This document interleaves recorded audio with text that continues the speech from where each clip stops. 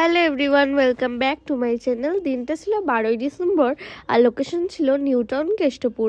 আজকে আমার মিষ্টি ব্রাইড ছিল একটা, আর দিদির রিকোয়ারমেন্ট অনুযায়ী আমি রেডি করা শুরু করে দিয়েছি।